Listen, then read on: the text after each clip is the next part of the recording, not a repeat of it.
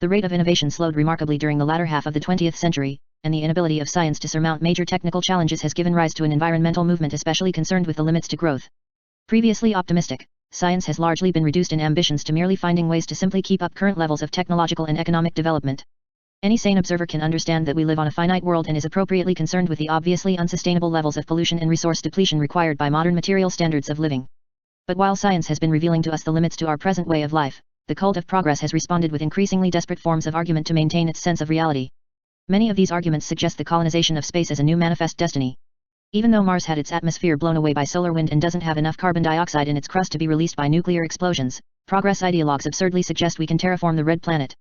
None of these people have bothered to recognize that rocket technology has not even advanced much since Apollo, outside of reusability, and that we can lift only a small fraction of a rocket's mass, as payload, into a measly low Earth orbit.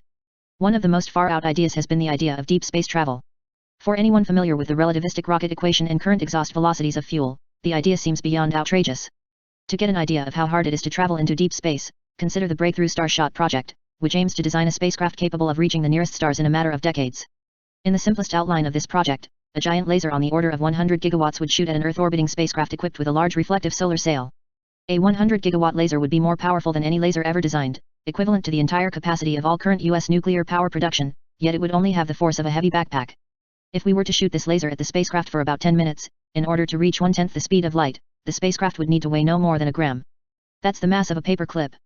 Such a paperclip-sized spacecraft would need to include a camera, computer, power source, circuitry, a shell, an antenna, and the entire light sail itself. The light sail would need to be almost perfectly reflective or it would convert the laser radiation into heat instead of momentum. For 40 years, this little spacecraft would have to withstand the trials and travails of interstellar space.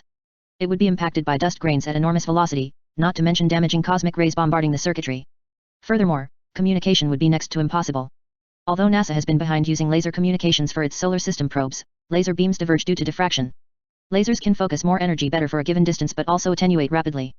We can barely communicate with the New Horizons probe inside the solar system, even using dual modular redundancy and turbo code, but don't tell the SETI folks. A number of futuristic propulsion technologies and warp drives have been investigated but none have looked very promising. Given the enormous distances involved, exploring promising exoplanets would require faster than light travel, but this is way beyond anything we can presently develop. A lot of hype is made about the Alcubierre drive, but it has implausible mass and energy requirements under positive energy proposals. Furthermore, you have to traverse the path of such a craft subliminally and remove debris that could accumulate at its front. Such debris would massively explode as soon as the drive was turned off. While it's true that the increasing brightness of the sun over the next billion years will render Earth uninhabitable, we should not be devouring all of its non-renewable fuels and minerals attempting the impossible.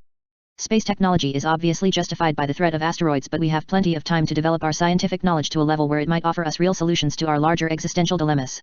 We are talking about hundreds of millions of years, so tell Buzz Lightyear to take a chill pill.